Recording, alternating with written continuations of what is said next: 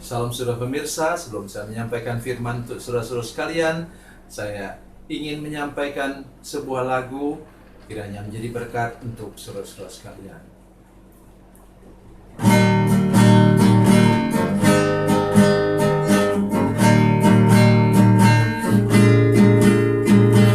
Kasih dan persahabatan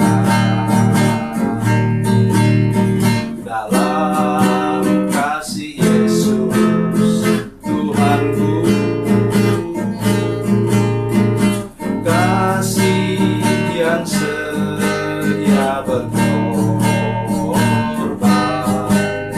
ku bahagia memilikinya. Kasih yang tak membedakan, bebas dari iri dan dengki,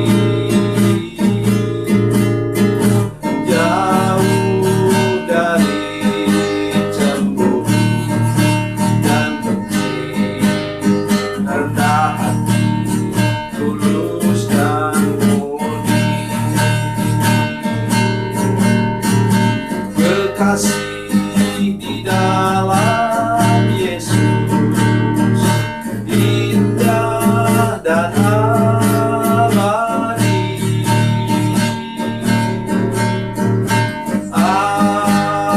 Anugerah dari Tuhanku di dalam kasih dan darahnya. Kekasih di dalam Yesus indah dan abadi.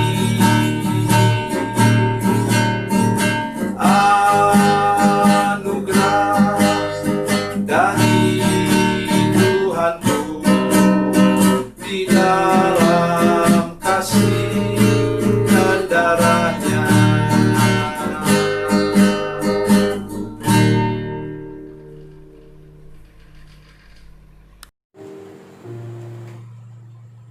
Salam saudara pemirsa, selamat berjumpa kembali dengan kami dalam program Berita Pengharapan. Saya Pendeta Samuel Jalil, ingin melawat, ingin mengunjungi saudara sekalian untuk mengangkat hati kita, supaya hati kita tidak pernah putus asa, kita tidak pernah kecewa. Dan satu yang terpenting, kita tidak hanyut di bawah arus pergumulan orang-orang di sekitar kita. Mungkin yang dalam rumah tangga kita juga, yang dapat mendorong kita menjadi putus asa. Sebelum mendengarkan firman Tuhan, mari kita berdoa. Bapa, dalam nama Yesus kami datang kepadamu Tuhan, minta anugerah-Mu, beri kami kekuatan dan perlindungan khusus daripada Tuhan, supaya kami tidak hanyut di bawah arus. Berkati kami ketika mendengarkan firman Tuhan ini.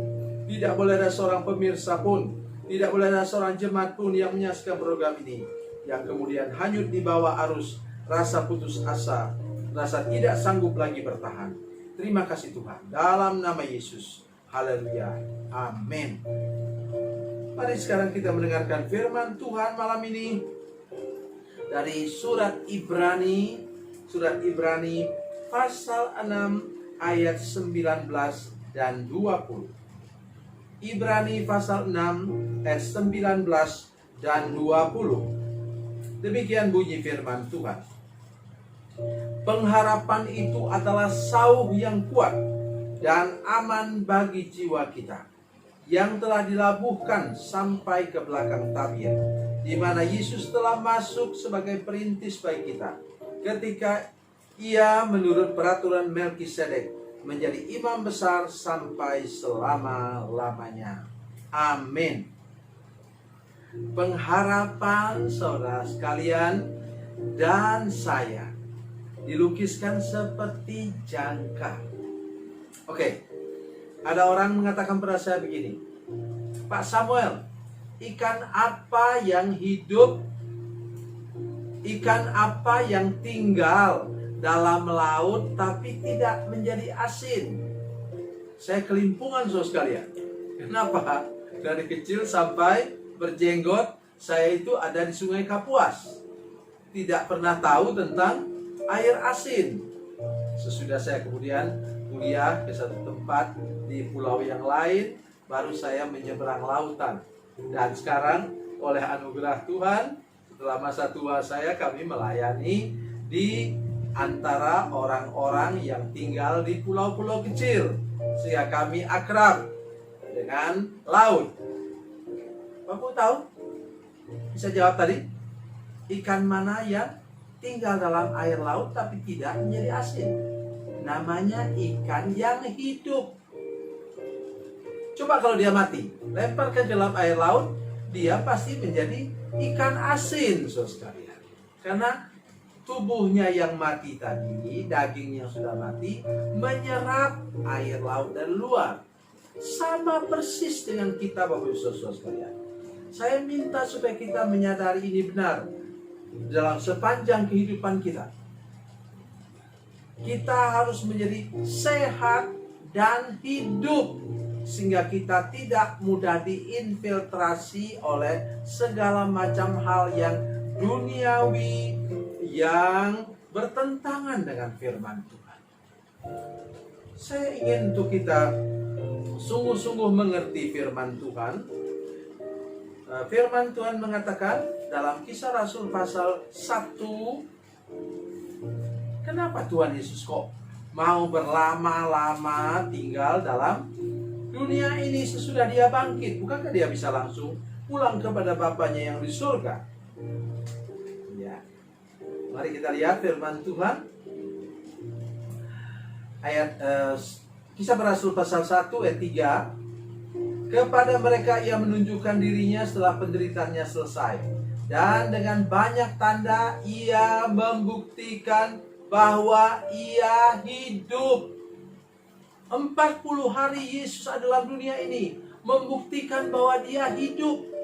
Dan dia mau supaya para pemirsa sekalian, saudara-saudara jemaat yang menyaksikan program ini, saudara harus benar-benar hidup dan sehat dan fresh. Hidup rohani saudara sekalian, juga hidup jasmani.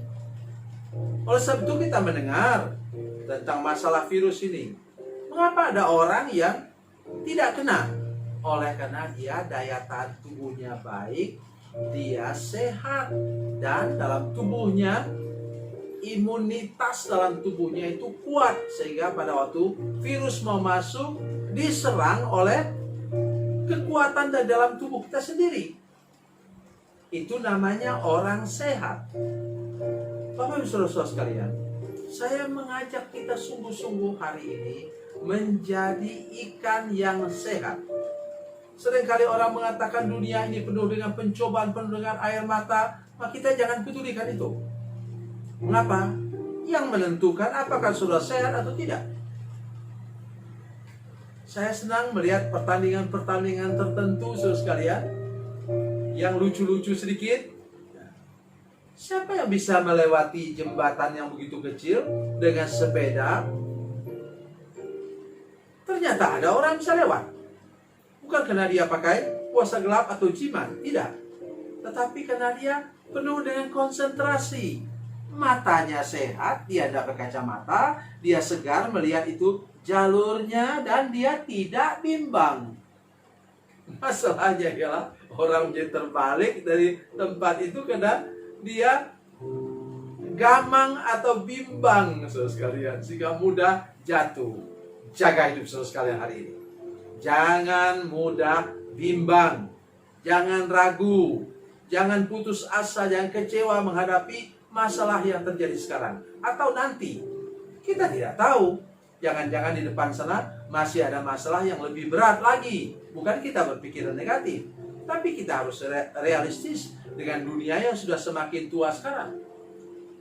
Sejujurnya saya mau katakan kepada saudara sekalian, saya belum pernah melihat satu daerah di tempat kami di Kalimantan yang dulu bahkan ada lapangan terbang, itu rumput itu dengan pesawat terbang kecil itu bisa mendarat di situ. Dan selama 8 tahun saya di sana tidak pernah banjir. Sekarang saudara sekalian, Tolong jangan menyalahkan orang. Saya tidak menyampaikan firman Tuhan untuk menyalahkan orang yang berkebun misalnya, atau yang berladang misalnya, tidak. Tetapi saya kaget ketika baru lalu, kalau tidak salah 2 tahun yang lalu, saya dengar banjir besar di situ sampai atap rumah pun tidak kelihatan lagi. Itu bisa 3 meter, 4 meter. Ngeri. Dan itulah tanda dunia sudah semakin tua, saudara sekalian. Berhati-hati menjaga hidup ini. Jangan berharap bahwa tantangan di depan lebih ringan. Tapi bersiaplah dengan iman kita untuk tantangan di depan yang dapat saudara kalahkan dengan baik. Atasi dengan baik. Karena sudah berharap pada Tuhan Yesus. Kemudian ikan lagi. Kita bicara ikan terus kan. Ikan apa lagi? Kalau sudah menyaksikan di televisi itu ikan salmon, kalau dia mau bertelur dia pergi ke udik, melewati jeram dan lain-lain. Tapi toh tetap ada ikan salmon yang sampai ke udik sana, walaupun tidak banyak, karena di jalan dimakan sama beruang coklat dan lain-lain.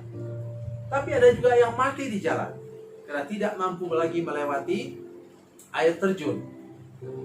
Kalau begitu, ikan salmon mana yang sampai ke udik? Jawabannya ialah ikan salmon yang sehat. Hari ini saya minta jaga baik hidup saudara sekalian. Tetap sehat secara jasmani dan terutama rohani. Supaya saudara bisa melawan arus dunia yang kencang. Jeram-jeram yang menghambat saudara untuk maju di jalan. Saudara dapat sampai ke tempat tujuan dengan selamat di udik sana. Untuk meneruskan keturunan umat Tuhan, orang percaya. Saudara sekalian, ingat itu baik-baik. Dan sekarang kita kembali kepada firman Tuhan. Tadi saya tidak sampaikan berkepanjangan, karena dengan 2 ilustrasi itu sudah sangat jelas bagi kita. Apa katanya? Ya, katakan pengharapan kita seperti jangkar. Oh, haleluya. Oleh sebab itu jangkar itu apa? Tujuan jangkar itu ada ialah supaya hidup saudara tidak mudah dihanyutkan oleh arus dunia ini. Seperti ikan tadi. Mari kita sungguh-sungguh sadar, sungguh-sungguh percaya hari ini. Labuhkan jangkar saudara pada batu karang yang teguh, Yesus Kristus. Pastilah hidup rohani saudara, kehidupan jiwa saudara, kehidupan fisik saudara tidak pernah hanyut terbawa arus. Tuhan Yesus memberkati, Tuhan Yesus baik. Mari kita berdoa. Bapa, dalam nama Yesus, terima kasih untuk firman Tuhan yang luar biasa pada malam hari ini. Lindungi seluruh jemaat kami Tuhan. Kuatkan mereka yang menyaksikan program ini, semua pemirsa, supaya kami melabuhkan jangkar kami pada Yesus Kristus, batu karang yang teguh, supaya kami tidak pernah hanyut di bawah arus. Pengharapan kami teguh kepadamu, dan sebentar lagi kami akan melihat pemulihan yang luar biasa bagi hidup kami di depan sana. Dalam nama Yesus, haleluya, amin.